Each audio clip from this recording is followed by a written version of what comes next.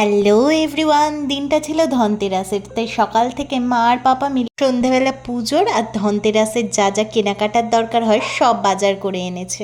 এবছর পুজোর দায়িত্ব পড়েছিল আমার উপর। মা বলল এবছর পুজোটা আমি নিজের হাতে দেব না, তুই কর, আমি গুছিয়ে গাছিয়ে দেব। মার মতো অতটা পারদর্শী না হলেও নিজের সাধ্য মতো ইউটিউব দেখে আর মায়ের থেকে পরামর্শ নিয়ে চেষ্টা কিন্তু পুরোটাই করেছিলাম। জানি না শেষ অবধি কতটা পেরেছি, কিন্তু চেষ্টায় কোনো কমতি রাখিনি।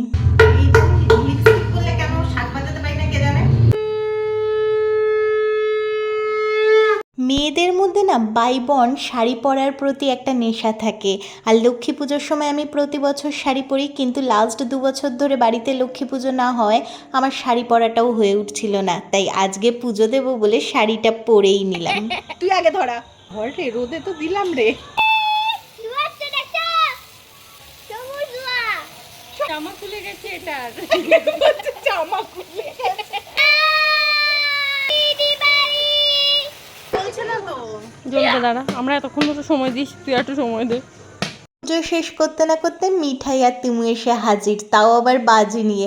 আবদার মোম, চলো সবাই মিলে একসাথে বাজি ফাটাই। তাহলে চলো আজকের ভ্লগটা এখানেই শেষ করি।